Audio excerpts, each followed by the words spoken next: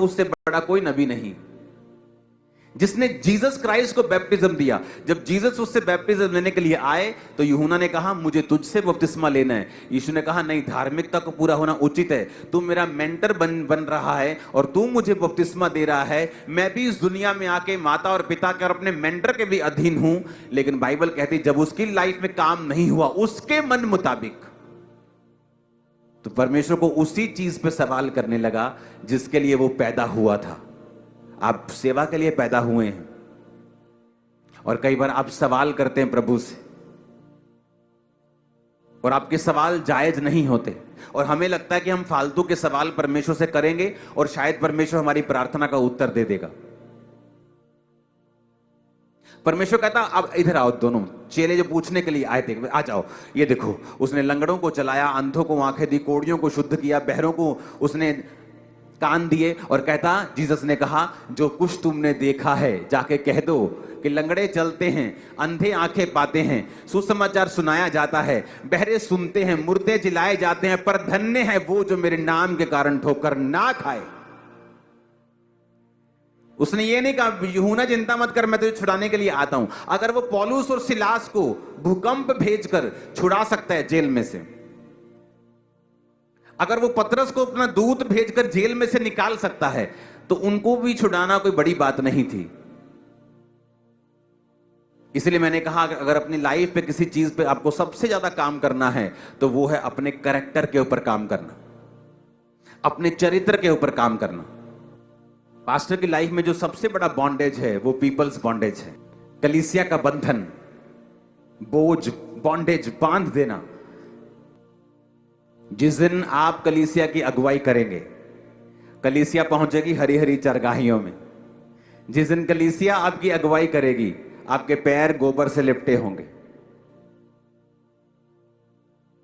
आप मेरी बात समझ रहे कि नहीं? आप घोड़े के आगे आगे चलेंगे तो घोड़ा अच्छी जगह पहुंचता, आप घोड़े के पीछे चल के देखो, कई बार घोड़ा गोबर करता जाएगा, आपके पैर गंदे होते जाएंगे। इस चर्च की इस जगह पे आने से पहले मैंने 7 साल में 8 चर्चेस बदली हैं। छोटी के बड़ी, बड़ी और बड़ी, बड़ी भर गई और बड़ी और बड़ी, और इतनी चर्चेस चेंज करनी पड़ी कि हर साल वो चर्च भर जाती थी। अब सोचते नहीं 5 एकड़ ले लिया, अब नहीं भरेगी, 1 साल में भर गई।